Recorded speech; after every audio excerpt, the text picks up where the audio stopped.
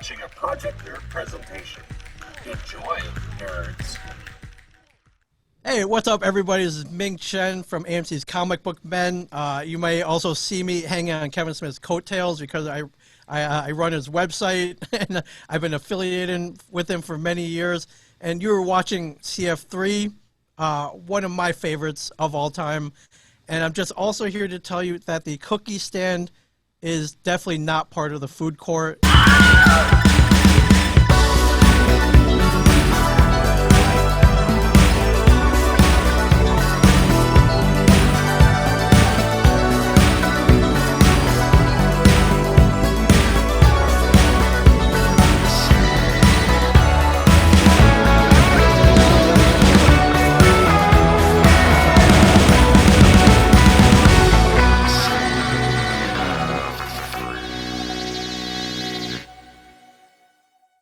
Hello and welcome to CF3, Cult Fans, Films, and Finds. I'm Dane Mychal. And I am Jeff Johnson. And our co-host is an unfashionable male. I'm talking about Dames Marvs. Dames, where are you broadcasting from today, sir? Dames. Yo, is he frozen again with the... Oh, hi, Dames, guys. are you with us, buddy? Yeah, what's up? Are you sailing away? What are you doing back there? I'm brought my sack lunch, and I've been staring at this poster for the last 6 hours trying to figure out. People are telling me there's a picture in there. Can you bend down so we can see it? We can both see it. Lower.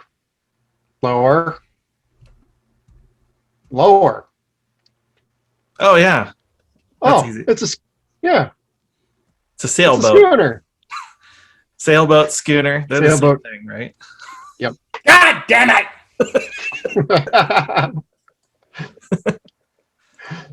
Keep trying harder, and while you do that, we're just going to get right into this Mallrats episode.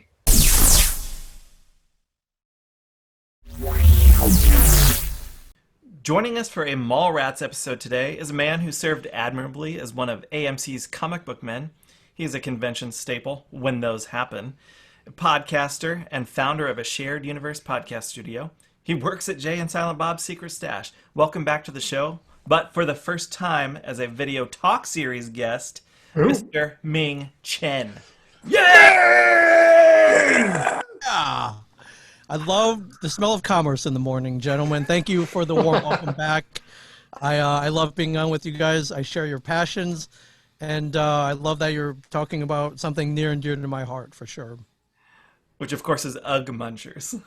Yes, Ugg Munchers, yes. Because who needs a rug muncher? I didn't know if you guys were like PG-13 on this fancy new network that you're part of, so, you know. So he went with Ugg Munchers. That's a boot store. Yes. Yeah, it's trying to keep it somewhat clean. But why?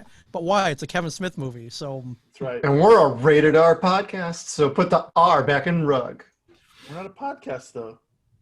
Yeah, that We keep doing that, Ming. We keep doing that. Like, yeah, nothing wrong with that. Yeah, the explicit tag is a badge of honor, my friends. Video cast. Always. So Ming, we're catching you at a interesting time, I think, because we're recording this in February, even though by the time this episode comes out, it will be past February. But I think something special happened in February, or is happening, with respect to Jay and Silent Bob's Secret Stash comic book store there in New Jersey. What's the lowdown? Yeah, so if you follow, say, the TV show Comic Book Man, or you've followed Kevin since 1997, you know he has his own comic book shop called Jay and Silent Bob's Secret Stash. Opened January 1st, 1997, so it's been in business for 24 years, if my math is correct, if my Chinese math is correct. And yeah, this year it is moving a block south. Instead of 35 Broad Street in Red Bank, New Jersey, it's now going to be at 65 Broad Street in Red Bank, New Jersey. And yeah, it's pretty interesting. You know, even though it's only a block away, it's kind of like a clean slate move. You know, that we were given a bigger building with more space to pretty much do whatever Kevin wanted. So, all the old artifacts moved over, but they're giving some special treatment. So, I would say the biggest prop that Kevin has ever had in the store would be the Buddy Christ from Dogma, and instead of just moving Buddy Christ over, they have now built a whole altar around Buddy with a pew and a kneeler. Like it's a true photo op. I mean, I think the Buddy Christ has invaded, the pop culture lexicon. It's more, it's one of the more well-known Kevin Smith props, and it's a happy Christ. So who wouldn't want a picture with it? I'm so there. Yeah. So I think everything. The last day was a couple weeks ago. They're doing, they're still renovating and building and putting in nails and building it up. But I believe they're trying to open it up next Monday. So. Oh. Ah. Yeah, and it's a real family affair too. If you stroll by and you peek in the window and you see Rick Darris from Clerks hammering nails, like that's, the guy who plays Ernie O'Donnell is a real life contractor. He's a great contractor. He's built pretty much anything that we need, that Kevin has ever needed built, and that's the guy rebuilding the store right now. So it's pretty cool. Just don't let Rick near the pool table. No.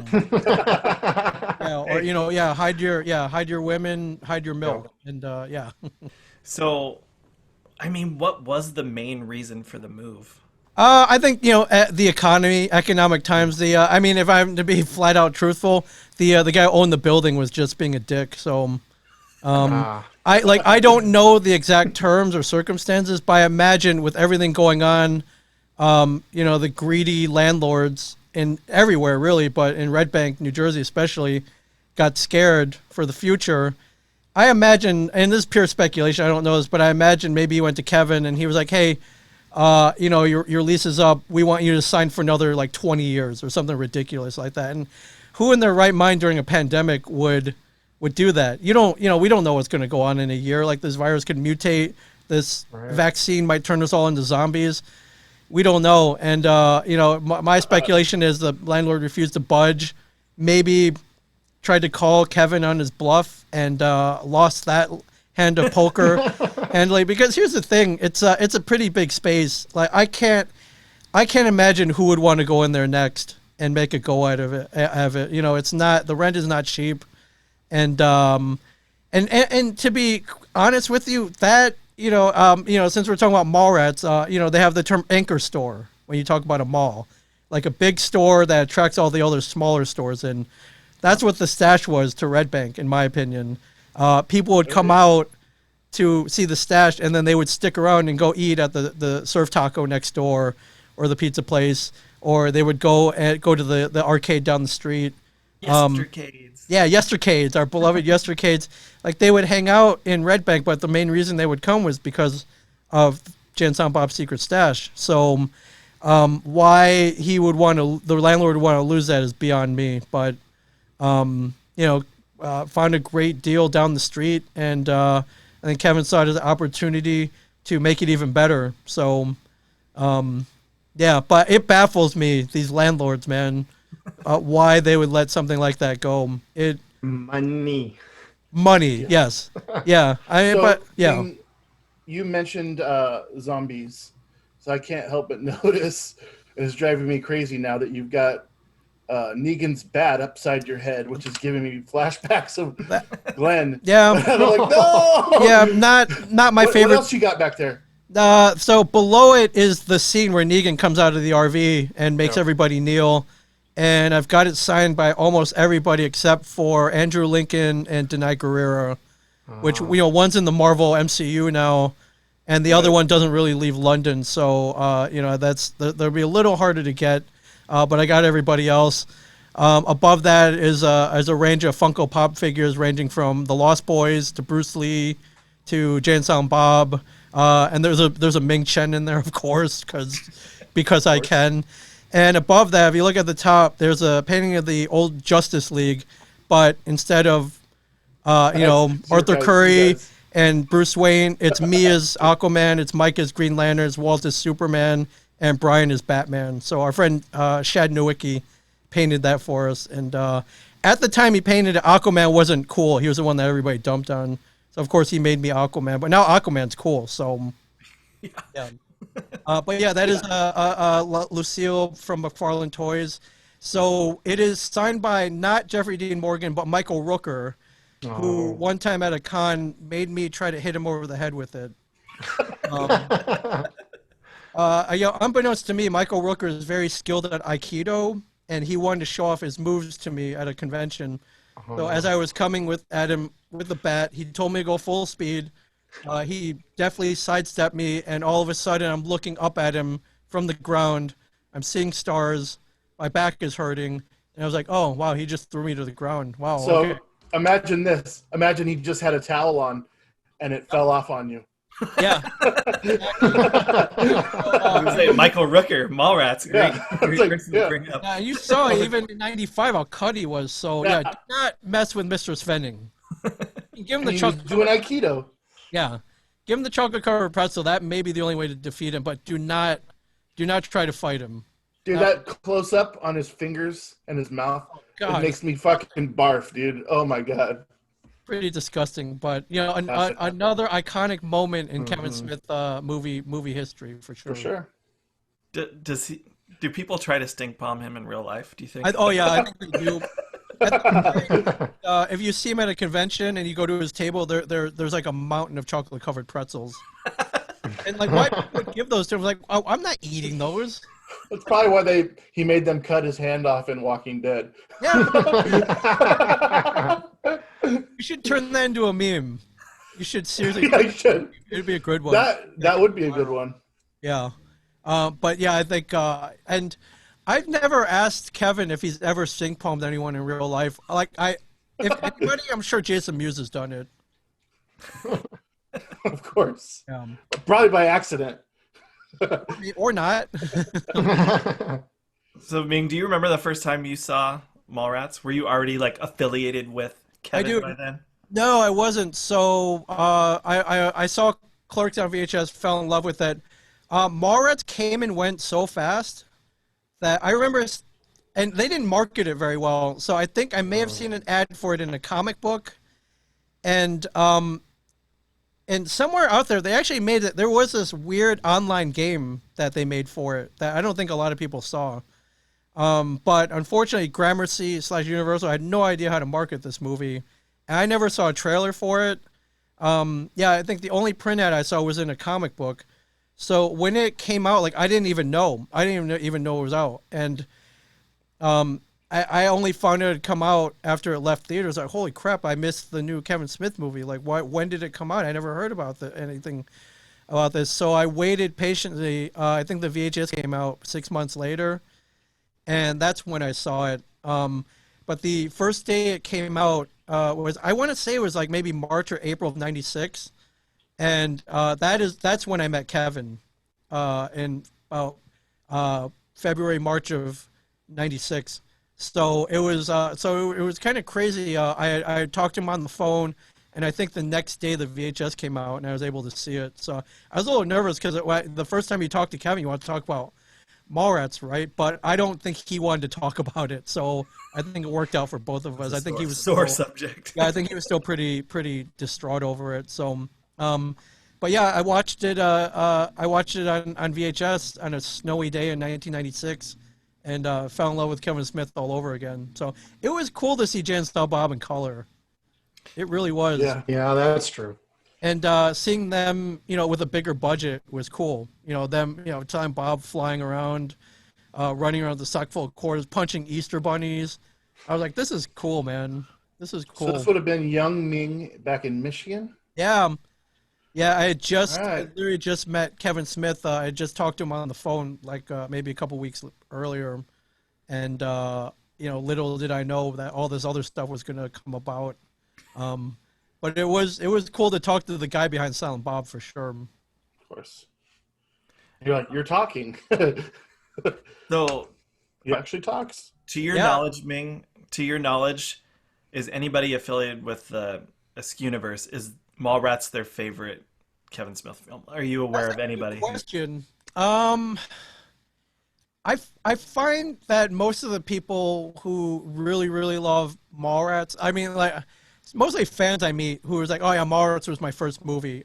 Kevin's always called it like the gateway movie, kind of like the gateway drug. Yeah. You know, like Mallrats is like the marijuana, I guess, to everything else. Yeah, I think it would. I think, and a lot of those kids saw it while they were in high school, so you know, it has they're very affectionate for it at that age. Yeah, I mean, I would say, you know, maybe out of the Schooniverse crew, I would say maybe Dogma might be the general consensus, like overall favorite, just because it's just such a mix of storytelling, comedy, action, and then all this other stuff that you never seen before in a movie. But although, you know, I would say I think it's got to have a special place in Walt Flanagan and Brian Johnson's heart. Yeah, Brian because you know, it's the origin of the phrase "Tell him Steve, Dave," and Walt because the character Brody is based on Walt Flanagan for sure. So yeah, I would say probably Walt. If anybody, I think Walt Flanagan. Mars has got to be Walt Flanagan's favorite movie. And Walt plays a couple different characters in it, doesn't he? I mean, he has a couple. He's fanboy. He's also one of Mr. Svenning's assistants. Yeah. They're on the stage arguing over the podium, and he's wearing the same flannel shirt as T.S. Quinn in that scene, if you notice. But I also notice he tries to cover his face as he turns away. Yeah. Yeah. Like he's not facing the camera when he's being talked to, and then when he turns away, he kind of...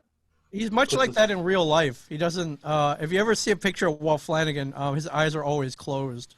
He's like Forrest Gump in that way. It's pretty funny. So I think for a guy who's been in as many photos, movies, and a TV series as he is, that's a guy who hates the camera. So it's pretty funny. He's kind of intimidating too. The one time I was in the stash late 2019 up to do CF3 with you at Shared Universe. We did the Karate Kid and Enter the Dragon. The one time I went into the stash, like, he terrified me. I was so intimidated. He does not like people, which was interesting.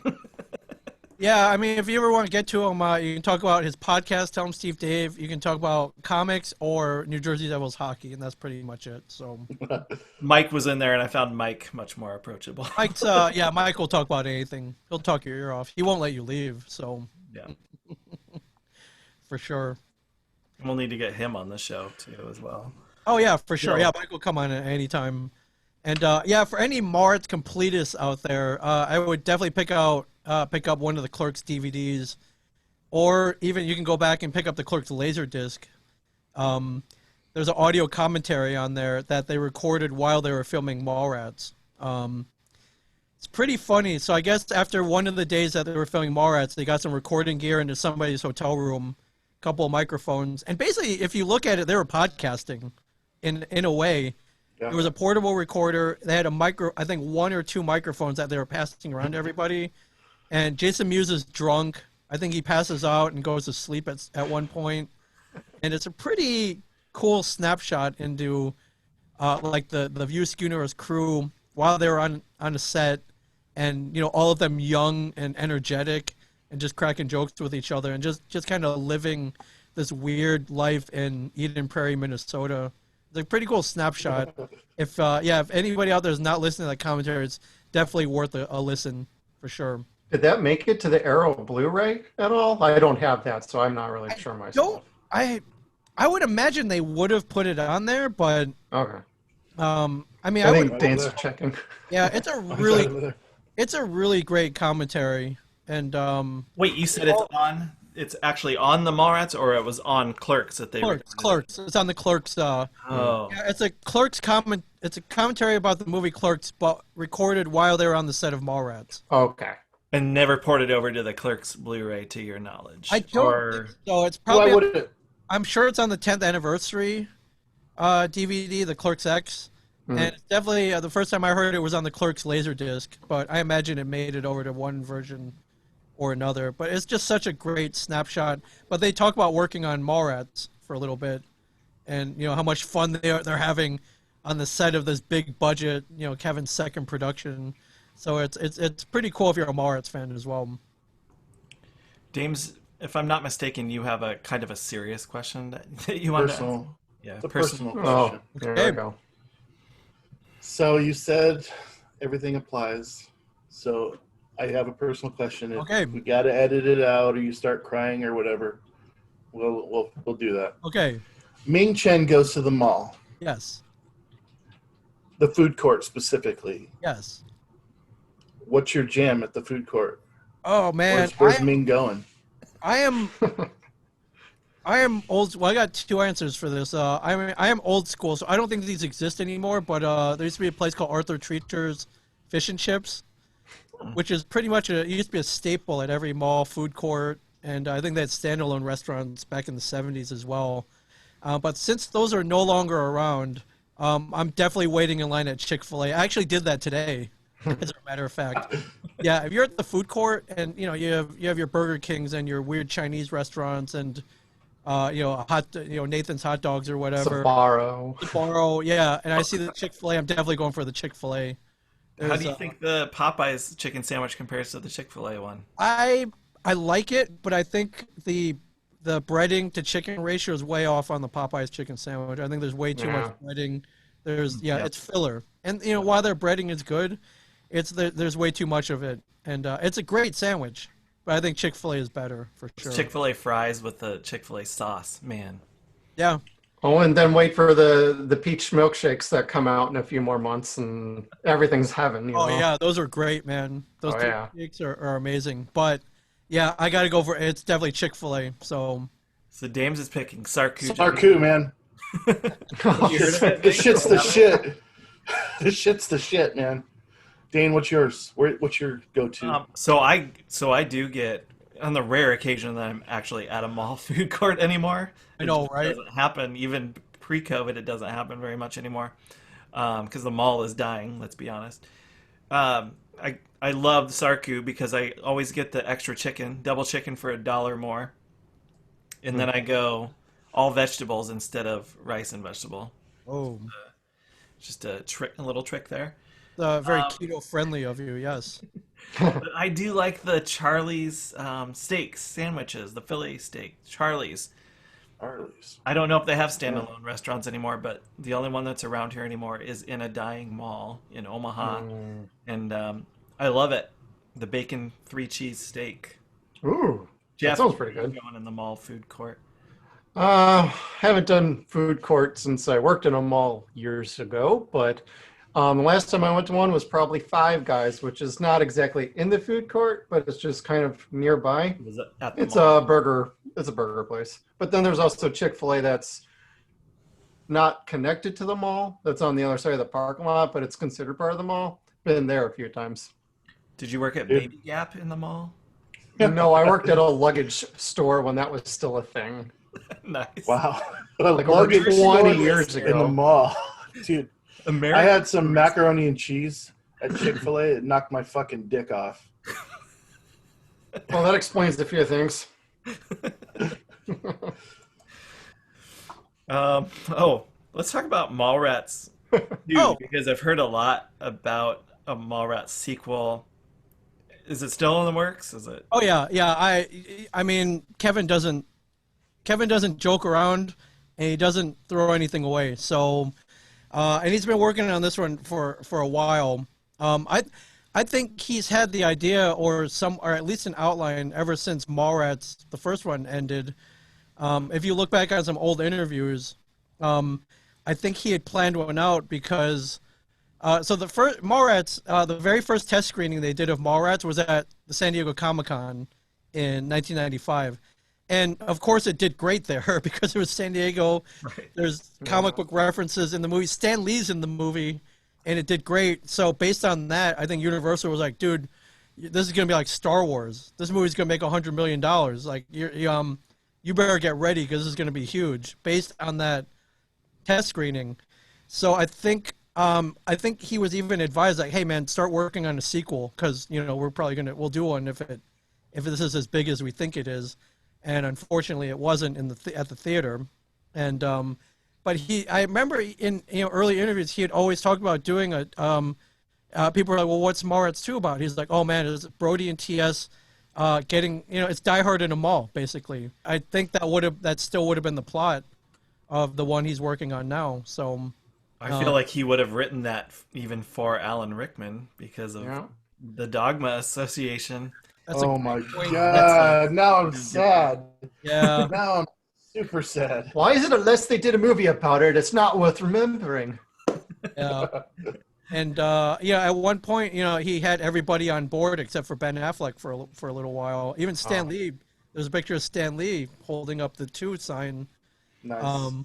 And he had everybody back, but yeah, unfortunately, I think he was going to do a movie, and then he had talked about maybe doing a Netflix, like an 8-part Netflix series, and then now it's back to a movie. So I think he was pitching it, and nobody, I don't think anyone kind of committed yet. But I think he's figured out a way to do it, and I think it'd be great. I mean, take my money for sure. Yeah, here's my money. A heartbeat.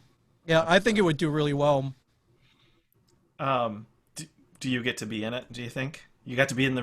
I'm hoping so. The he put all the comic book. He wrote us a part in Jen Silent Bob Reboot, unprompted. It was literally one day. I was like, "Hey, I want you guys to come down and shoot a day on the movie," and then like 2 days later, we're on our way to New Orleans to the set. So I imagine from here on out, there'll be a comic book man cameo somewhere in every movie that he makes from now on, hopefully, and which is great because they give you free food on those things. So I eat well, man. There's tables full of candy at these things. So Bring on the catering. yeah, for sure. And yeah, I mean it's fun. You never know when you go on the set. You'll do a line that Kevin gives you. And then Diedrich Bader will be like, "Hey man, great job." That's like what else do I have to do? Right, I like my life is complete now. So Were you shooting at the same time as friend of the show Keith Coogan? yes, we were. Yeah, so we got to we got to hang out as well. And yeah, That reminds me, like, if you're doing that, knowing you, do you have like anxiety when you're on the plane on the way down there, being like, "Oh fuck, I forgot to bring this memorabilia to get signed because I know X is gonna be here." I didn't even know he was going to be there, so I didn't bring anything. And 2, we didn't fly down there because Walt Flanagan doesn't fly. We all road tripped from New Jersey to New Orleans, which was a pretty long ride. You know what? I don't care. Put me in that fucking car, man. I would have a blast. Are you kidding me? Are you kidding me? It was fun. It was fun. It was long, but it was fun. Have you watched anything on the new Arrow Blu-ray? No, I have not. When did that even come out? I mean, I was aware it was out, but I've honestly not bought physical media in years. I'm gonna say November 2020, maybe October. That's cool. And how much was it? Was it worth it? Oh yeah, it's worth it. Well, Arrow is among the best. They're among the best. They they threw a bunch of new Kevin Smith stuff that he recorded presumably during COVID from his setup. And normally when they have these new introductions by a director to a film, it's like 2 or 3 minutes, like, this is welcome to this new edition, blah blah blah. Enjoy the movie. Yeah, Kevin's is like 25 minutes and I cried during it. Wow. And I bet they cut stuff out too. He probably easily went for over an hour, I'm sure. So because he pays tribute to Jim Jacks, and there's a separate Jim Jacks tribute as well on there. So that's sweet, man. That's cool. And to answer Dane's question, that actually came out October of last year.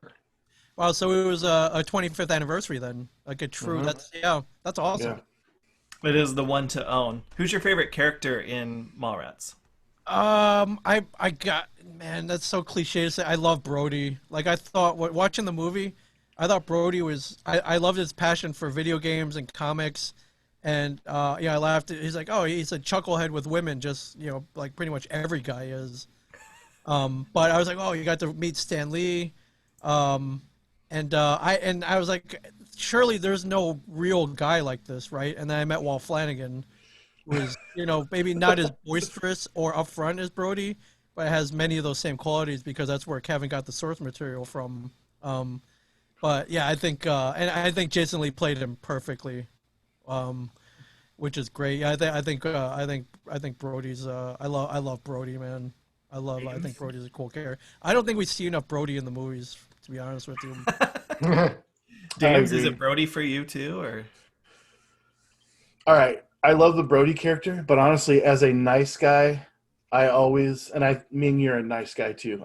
I know it, but you're always like, how can you treat women like that and still have a girlfriend? Like prior to the breakup, obviously, he always has treated her like that. But I'm like, what a dick. But I mean, I love the character. I love Jason Lee, first of all.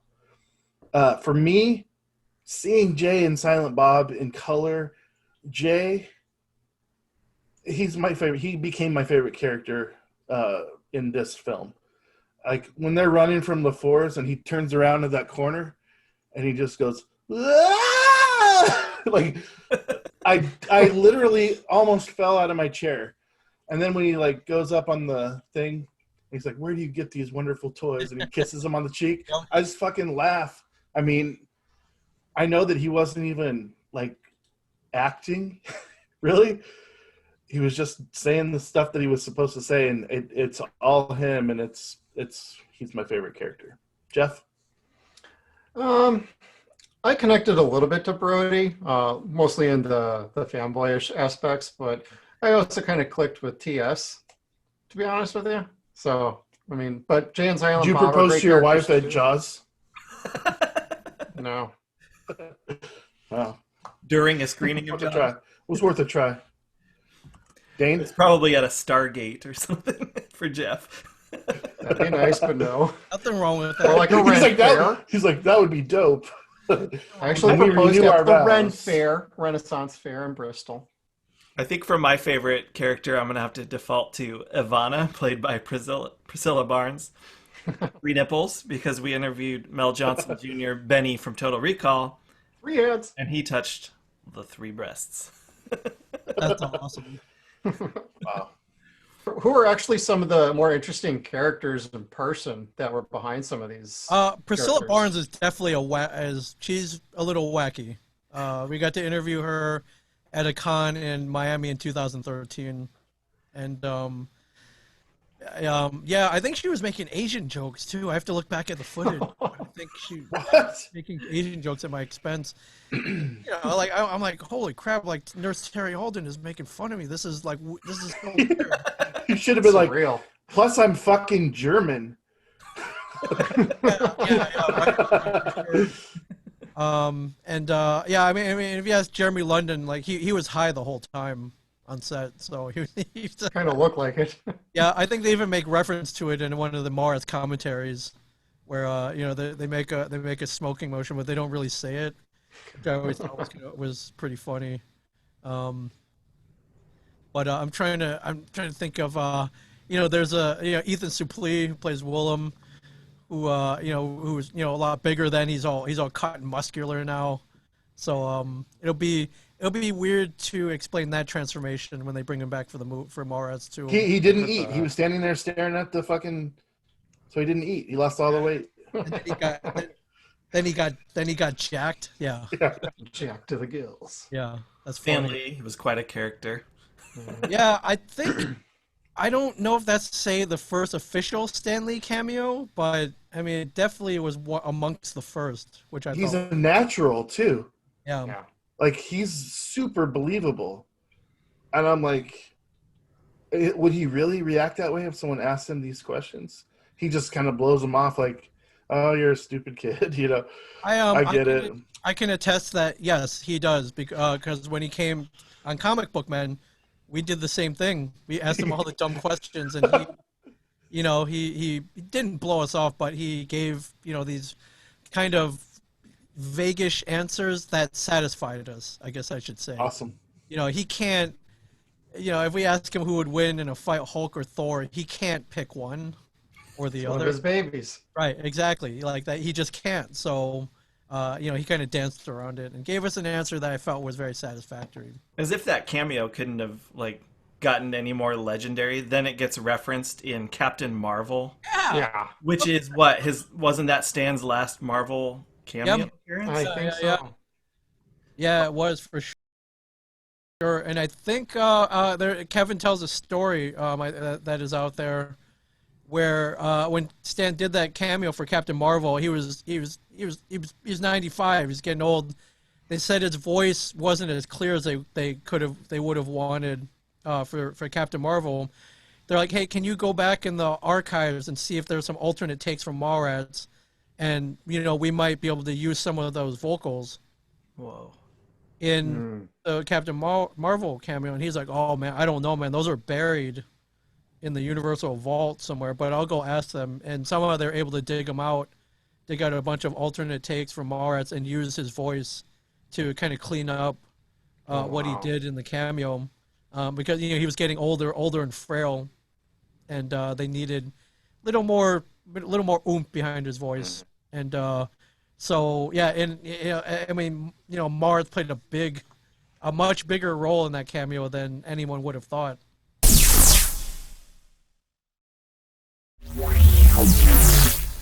And in this week's feature film for CF3 TV, we have Mallrats, the seminal Kevin Smith movie from the early 90s. We have Brody, Bruce, a Sega and comic book obsessed college student, and his best friend T.S. Quint, both dumped by their girlfriends on the same day, and they both deal with their loss in very different yet similar ways. They go to the local mall to party hard and figure out their life lessons along the way. As along their journey, they encounter all of their best friends. We were talking Jay and Silent Bob. We're talking Brandy, the ex-girlfriend, and her father, and his game show TV. We're also talking Gwen. We're talking a lot of Kevin Smith in this movie. All right, Dane. All right, Dames. If you had to choose which girlfriend you would like to be your ex, which would it be?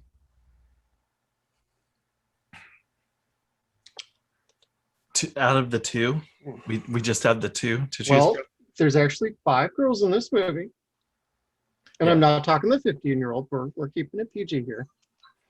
But We're talking Brandy, Renee, Trisha, Gwen, or Ivana.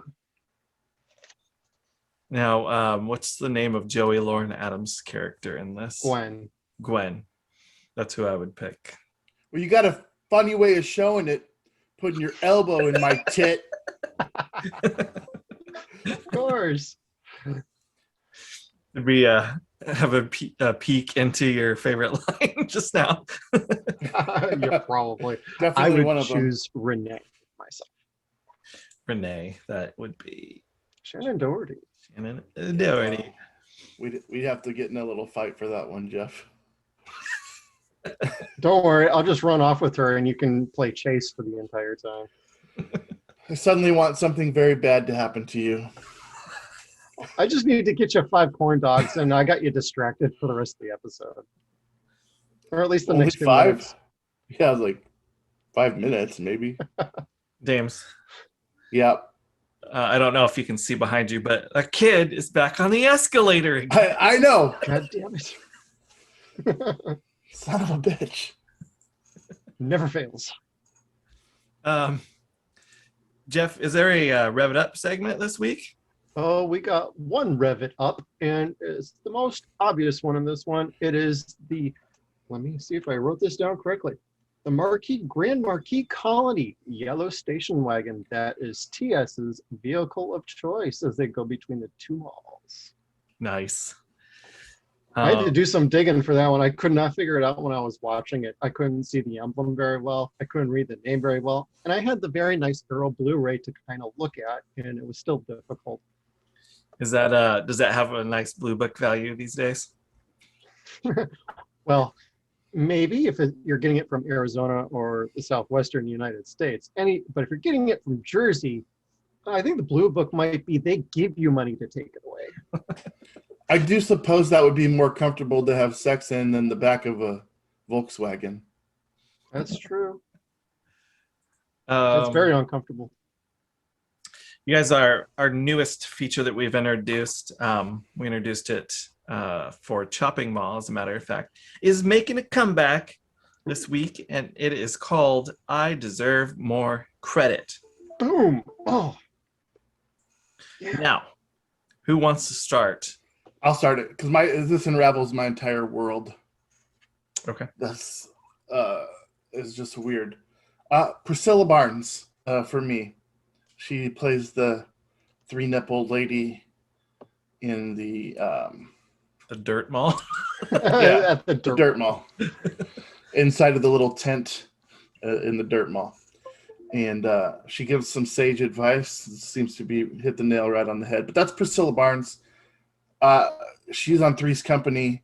She takes over. It's Terry Alden, I believe is the last name for Suzanne Summers' right. character. Yeah. And all I remember when I was a kid watching Three's Company is that I would give anything in the world to see any of those girls naked. And I never envisioned a third nipple, but she gets more credit. She deserves more credit than just this dirt mall prognosticator.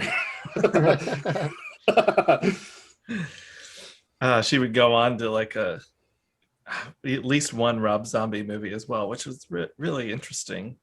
The Devil's Rejects. Yes. So my segment choice here for I Deserve More Credit is I want to bring your attention to Sven Ole Thorsen, Ooh, the man who Sven. played the security guard LaFours. I knew you were going to pick Nice. him.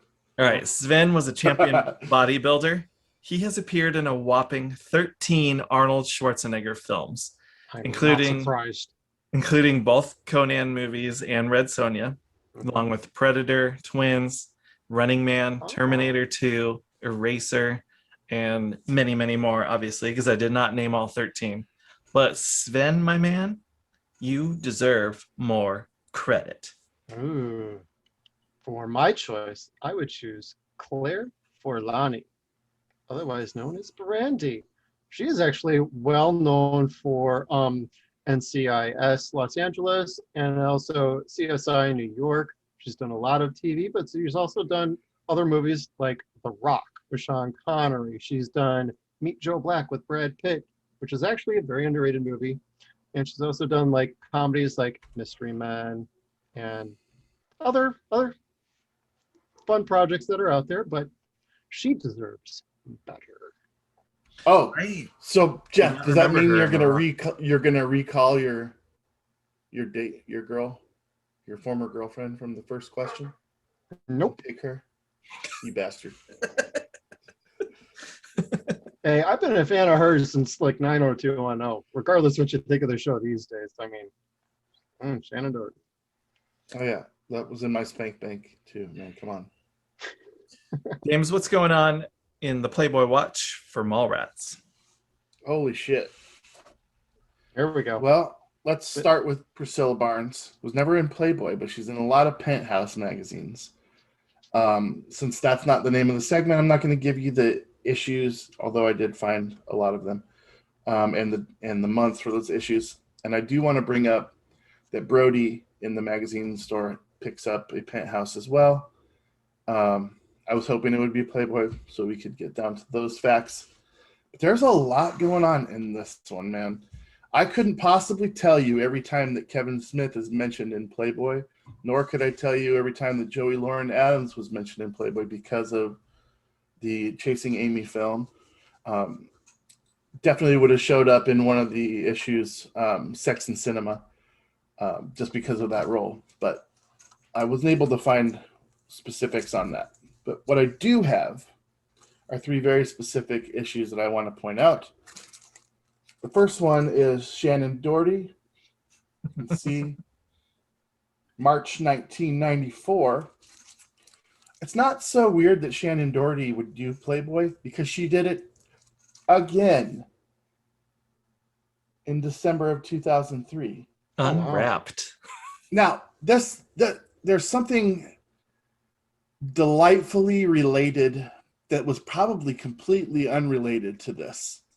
Kevin Smith, he has a wife. Her name is Jennifer something Smith. It's like Schlakalali.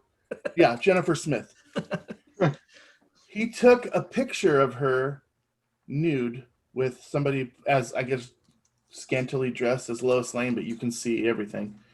Up against a guy playing Superman. He took a picture of her, and they had it in Playboy, and it is in this issue.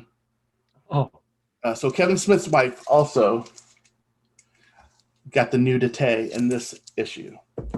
Wow. And just for shits and giggles, the final Kevin Smith did appear giving a 20 questions in this issue with Rachel Hunter from April 2004. Oh. And it talks about his entire career. What's that? Is that one Yeah. still sealed too? Oh, Yeah. wow. The pages are not pre-stuck. Gotcha. Correct. So, there you go, gentlemen. That's some sound Playboy action. That's I quite swear, the haul. back in the day, I had that first Shannon Doherty one. Back in Back in the day, and then you college days. shredded it with your lotion hands. And that's what, your 9th copy? All right, let's move on to our segment entitled Total Recast. For the memory of a lifetime, recast, recast, recast.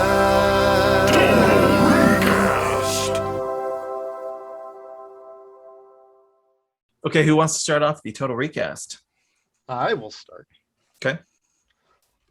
For era appropriate, I'm not because I want to take out my favorite character of the movie, but you could potentially replace Renee with Nev Campbell from Party of Five era.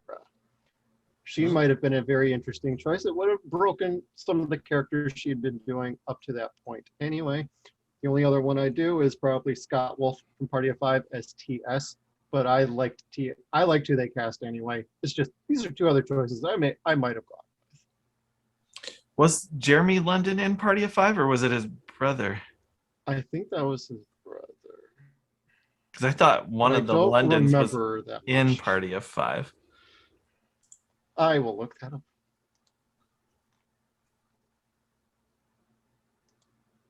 We'll wait. Just kidding. Sorry. Dame's Marvs. All right, I'm going to come back to Priscilla Barnes, excuse me, on this one. And my original... You're going to recast somebody that you think deserves more credit? Wow. Well, she I love it. Credit.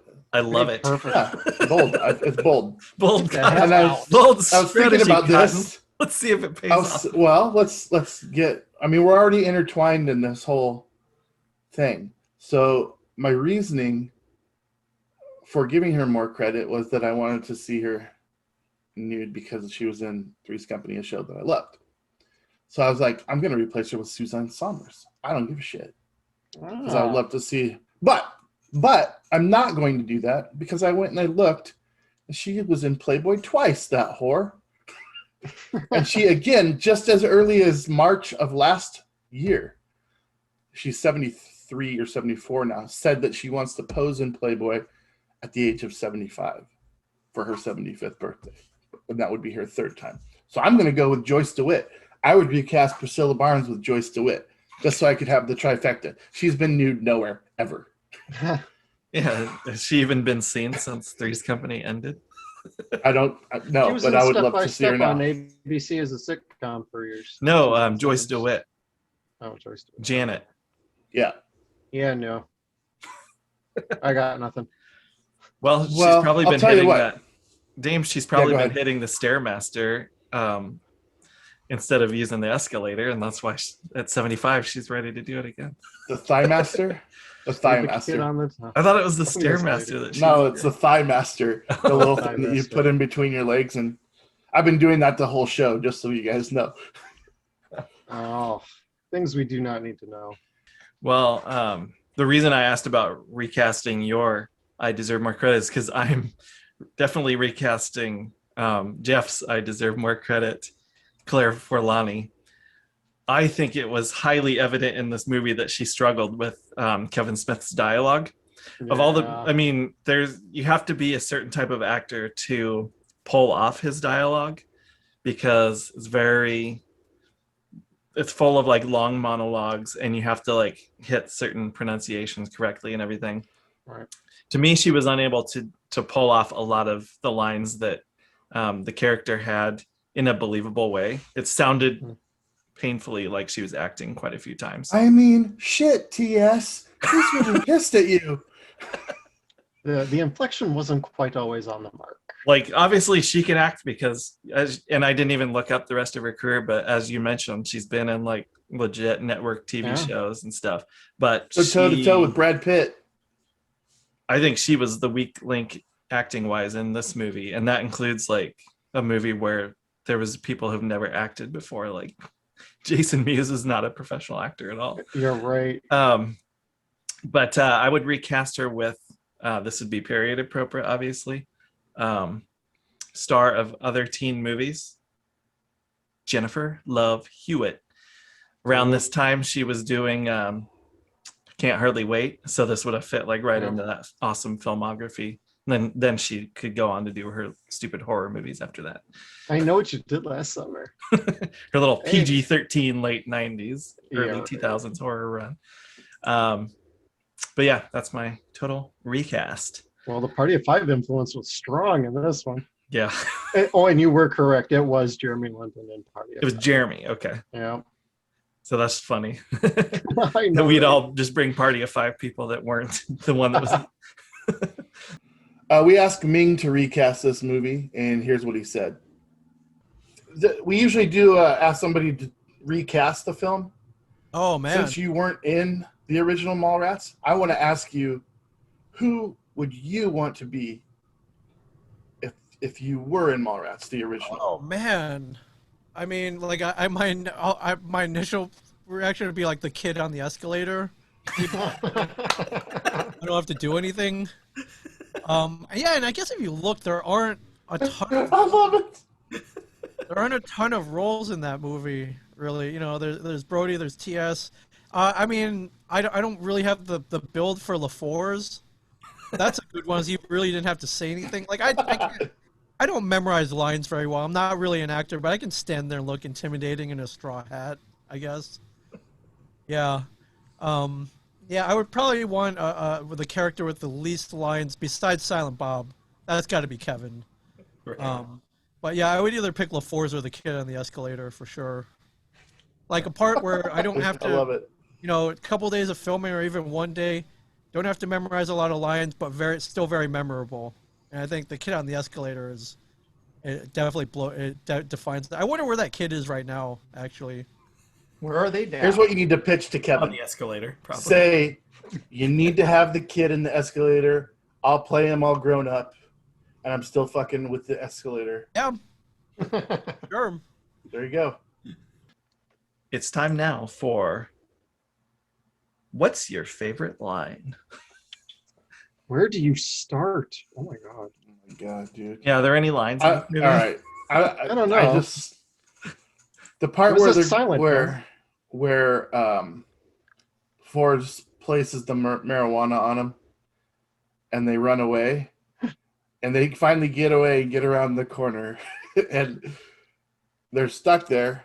And Silent Bob's like fucking around with his belt, and Jay runs back to the corner, and he looks around, and all they show is his reaction to when he looks around the corner. He just goes, "Ah!" It's the funniest part of the movie to me. And then he runs around the corner. Silent Bob's there with his gun, and he shoots the thing up and pulls him up. And he's like, "Where do you get these wonderful toys?" And he kisses him on the cheek. Dave's. I did like that, yeah.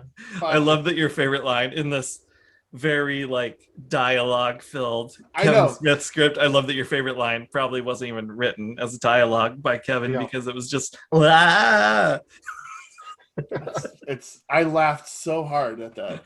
I mean, there's a lot of great lines, but that's when I laughed the hardest, is when he did that. It's fucking hilarious.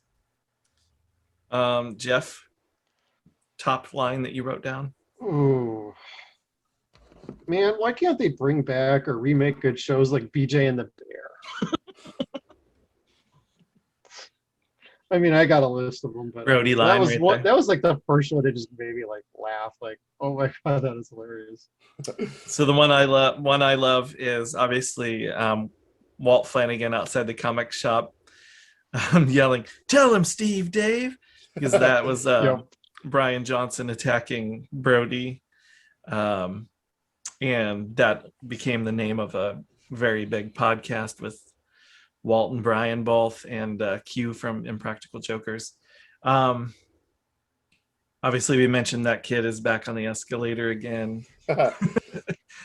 Dude, when he's reading the John Deere letter, and he's like, wow, look at this long list of complaints. No sense of ambition, no job prospect. Yeah, it also says I have no dick.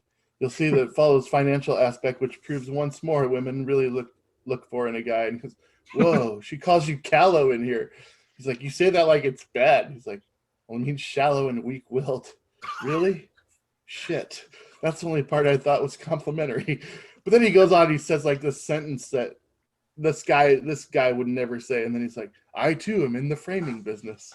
Yeah. And like it's funny dialogue, but It's so like no way a real person would say that ever. Right. It's so obvious that Kevin Smith was like, this would be really witty for him to say this.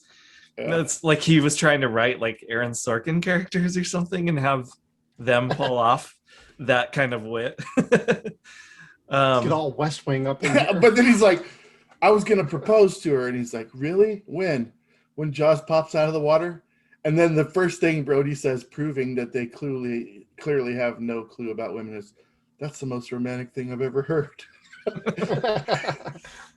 I think that so the dialogue is better when they're writing like things that are closer to what I think these people would say than like the I too am in the framing business. Is my grandmother always used to say, why buy the cow when you get the sex for free? Well, to your point, the other one I wrote down was like, you fuckers think just because a guy reads comics, he can't start some shit. Like when the line was going on out there and Brody's just like, why the hell can't I get into my comic book store? And he's just all raging. Just because I read a comic book, you don't think I could start some shit? The whole scene with Stan Lee and everything that is said in there is like that's probably my line. favorite scene. My favorite scene of the movie. Yeah. Is that one? When Stan Lee is like outacts a couple of the actors in this film. I mean, specifically Brandy and TS, in my opinion, are the weak links, and Stan Lee owned them in that one scene.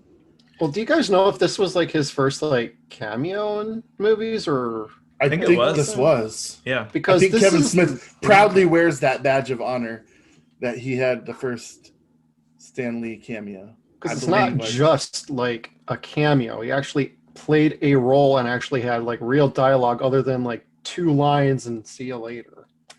I'm very almost like 100% certain that's his first feature film appearance. Yeah. Because I know that he wasn't in like whatever attempts at Marvel films there were prior to '98. Fantastic Four. Captain America by Albert Pune. There's a couple other things that stand out when he's like passionate, yeah. When he's like standing up, when Jason Lee says that after the elevator, and then when they're like telling Jay and Silent Bob, there's something that's going to happen here today. We want to make sure that you guys make sure that it doesn't happen. He's like, is that it? We were going to do that anyway. Classic.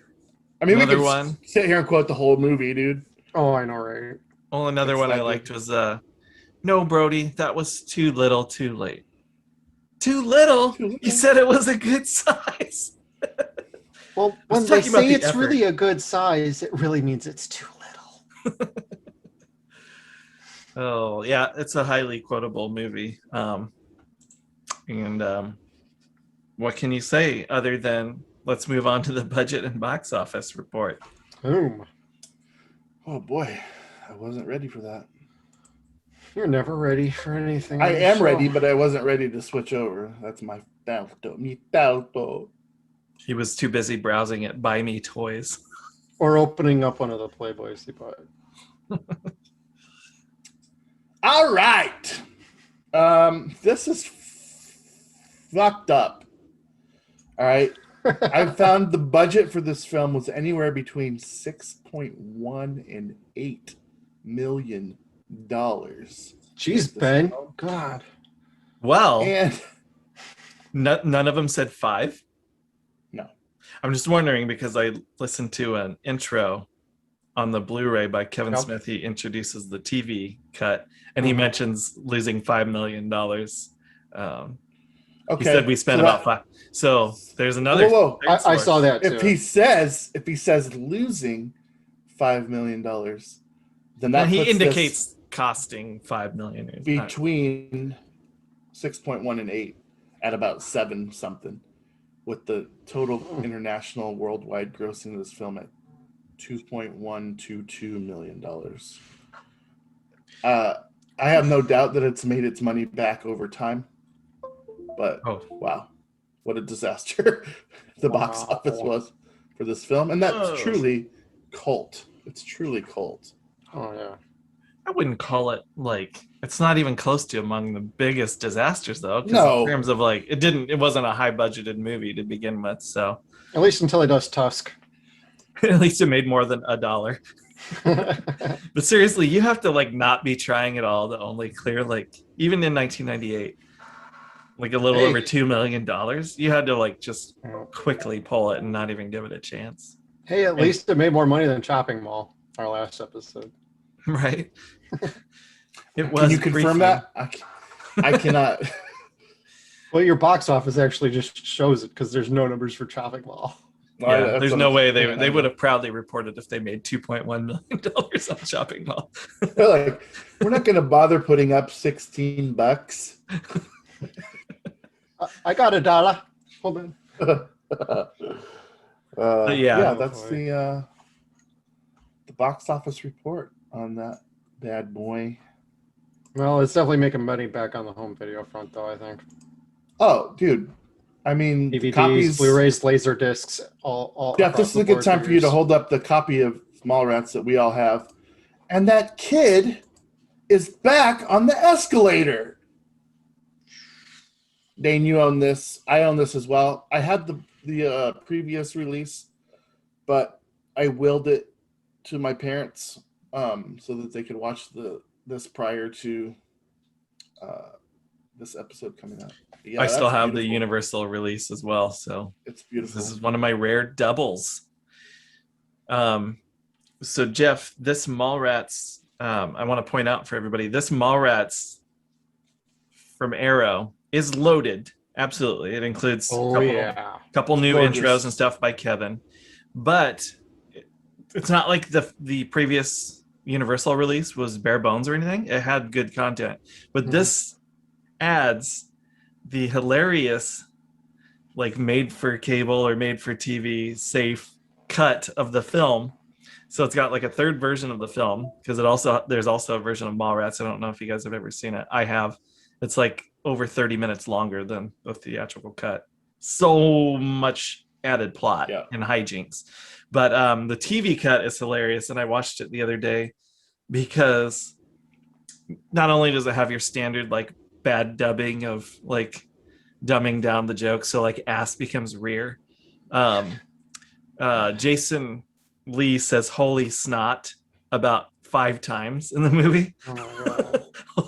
But they have completely dubbed over Jason Mewes because he didn't come back to do any of his dubbing, and almost entire pieces of entire monologues of his lines are replaced by a different actor's voice, and the guy sounds nothing like him.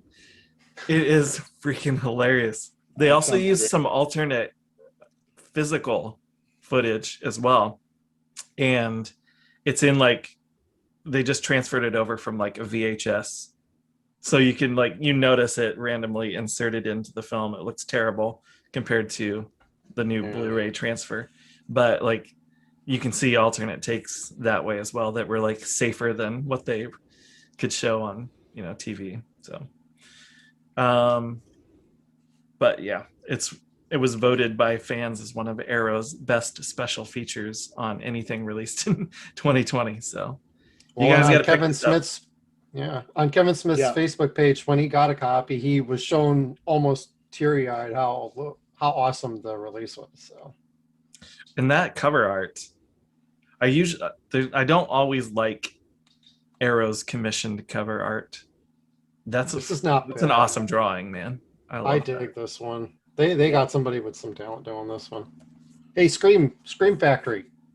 More like this. Yeah, including cases like that and slipcovers that are durable. And booklets inside with great info. And just because we haven't talked enough about it, we need to bring up Michael Rooker. Amazing in this movie, like so punchable and hateable. And Ben Affleck, the same thing. Like I think this is one of the reasons people hated Ben Affleck, was just because he was such a jerky douche in this movie. That's what he plays very well. This and Dazed and Confused were like his two of his like earliest memorable roles. And it turns out he's a pretty talented guy, but yeah, early on in these couple movies that you just mentioned, completely hateable and punchable. And for many years to come still too. Okay, let's give our closing thoughts on Mallrats, and we're going to start with the guest, Ming Chen, who is going to weigh in with his Cult Filmometer score at the end as well. And then we'll get on to our thoughts, and I'll reveal our scores. So would you mind scoring this Mallrats film for our patented Cult Filmometer, 0 to 100? Oh, man. I would have to give it a solid 90 for sure. Okay.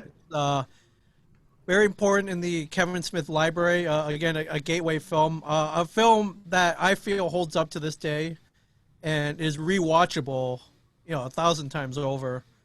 And I think it's a great snapshot of, of the mall culture and life in 1995. But not only that, Mallrats, if you look at it, was way before its time. It was kind of one of the first rebirth R-rated teen comedies that came out, and unfortunately, it came out maybe 3 or 4 years too early, because if you fast forward to about 98, 99, I mean, the American Pie movies came out and did huge box office. Can't Hardly Wait, stuff like that. Yeah, all of that, and had Mallrats come out then, I think it would have made $100 million as well. Oh yeah. And and as a matter of fact, a lot of the jokes in Mallrats were too hot. The producers were like, you can't, I think there was you may have read about a scene where I think Jay and Silent Bob are watching Alyssa Jones or the Amy Lauren Adams character. God, I can never remember anybody's names, but not Alyssa Jones. Gwen. Yes, Gwen. They're watching her change and they're jerking off, and some of their excitement lands in her hair, and it becomes all stiff and matted. And the producer's like, you can't make a joke like that in an R-rated movie. That'll never fly. And then a couple years later, this movie called Something About Mary comes out, and it's the biggest thing since like sliced bread to come out. And Kevin was like, "See, I told you." And yeah, so I mean, there are elements in that movie that didn't even get filmed that Kevin wanted in there that would have been iconic, but way before its time. So, yeah, that runtime. yeah. So definitely a solid 90 out of 100 from Mallrats. Awesome. Okay, so we got a 90 out of Ming. Not bad. Our first sub 100 score in a while. Yeah. Because he wasn't in it. If he actually was on the escalator, he would have given it 100. He would have killed himself for that role. Oh, who's next? Dame's Marvs. Yeah. Boy, what to say about anything Kevin Smith I love. He never disappoints me. I mean, even in Tusk and Yoga Hosers, I mean, I still find his humor just gets me. I love it.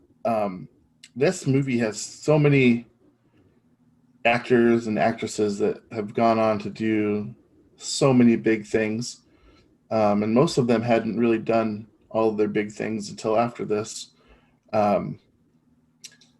It's all around funny. We can quote we literally could have sat here and quoted every line of this movie in the favorite lines section.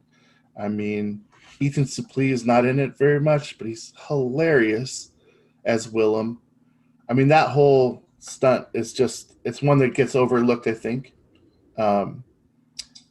Steve Dave, brilliant. Jason Mewes not even being an actor, but being hilarious in every scene that he's in. Silent Bob, Shannon Doherty. This is just, I mean, you can sit here and talk about all these people, and it just makes me think about all the other stuff they've done. And when they've come back in the Kevin Smith universe to reprise these roles in other films, I love that as well. I can't see myself giving this less than a. Go ahead, Jeff. Oh, me and Kevin Smith movies don't always. I'm not like the biggest Kevin Smith fan. I love the guy as a person. He is a very good filmmaker. Not all of his movies hit with me. This one, the first time I saw it, I wasn't like the biggest fan of it, but I did like it a lot more than I liked like Clerks, which I liked the one little tidbit where they were at the dirt mall and Jason's character Brody put on the Clerks hat. And I thought that was tremendous that there's a little bit of a connection, not just like the usual, oh, hey, SJ and Silent Bob is coming back. But first time I saw this, I didn't like it a whole lot, but I liked it better than Clerks. But I still didn't like it all that much. Rewatching it now, I have a better appreciation for it. The writing is good. The dialogue is amazing. I'd actually consider this his first great movie that he put out. What I would have given this for a score years ago is not what I'm going to give the score now. The Arrow Blu-ray release is outstanding. You can find this movie on just about all the streaming services except for Netflix. I think it's more on Prime, but you got to pay for a rental on that. But I'd encourage everybody to go get that Blu-ray. Acting's great. Casting's great. This movie is extremely solid. Definitely worth a watch, especially if you're nostalgic for malls. Good point. The mall is dying in America as, just in my backyard, there's a mall being torn down actually in Council Bluffs. It's gone. It's gone. We got one that's going to get torn down not too far from here either. And I, like you, and it's obvious because we've done Chopping Mall and Mallrats now back to back. We love malls. We love movies about malls that feature malls. Yeah. And at some point, we'll probably do all of them that exist. But except for Scenes from a Mall. That was Bette Midler. We did Night at the Comet, too, in a previous format. In a previous life, yep. But yeah, and it's Kevin Smith, and it's my favorite Kevin Smith movie. Yes, even more so than his critically acclaimed Clerks. I can watch this movie endlessly, and I love the colorful cast of characters and recognizable faces. First movie that really, for me, made me want to see a lot more of the Schooniverse, and I was able to continue because they're still going to this day, including an upcoming Mallrats sequel, which I'm looking forward to. Mallrats 2. Let's go ahead and I'll put up our scores. 3, 2, 1. 89, 86, and 94. You see? You're stupid minds. Stupid.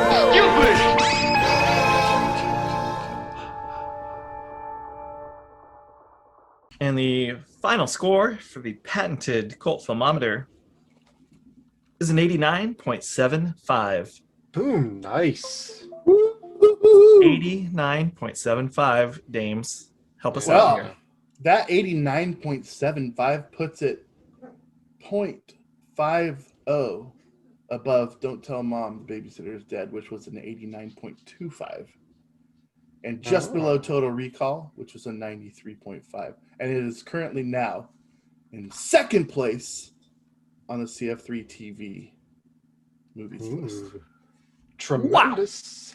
Wow. Mind blowing. And so close. That was a close race with Don't Tell Mom. You know what? I'm still looking at the list, and it's still in order for me. Hey, it's a good From worst list. to We got best. going. From worst to best, it goes Howard the Duck, Joysticks, Chopping Mall, Don't Tell Mom the Babysitter's Dead, Mallrats, and Total Recall. That's exactly how I would put it if I was rating these movies. That's why we do this, so that we can be the definitive word on these films. But it's not going to stay. I mean, there's no way that list can forever stay this way.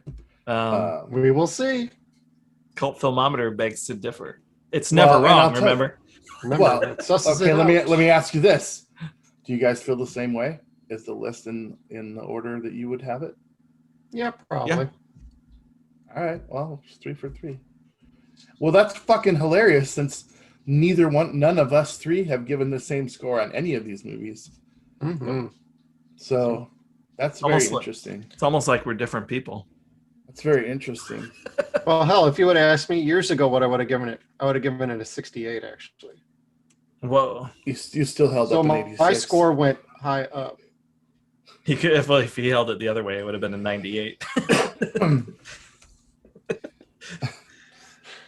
For 1998, if I'm not mistaken. This has been Mallrats. Dame's that kid. He's back on the escalator. No. Damn it. It's not even about that, because you know what I got to do now. Keep your hand away from me. I ain't shaking it.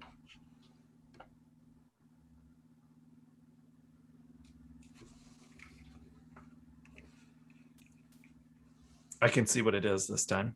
Yep. It's a dolphin. Yeah, dolphin. It's a dolphin. Yep. What? Because it's totally smarter than you. You gotta stare at it until your eyes cross. Yeah. Until it goes like this. Really cross. Yeah.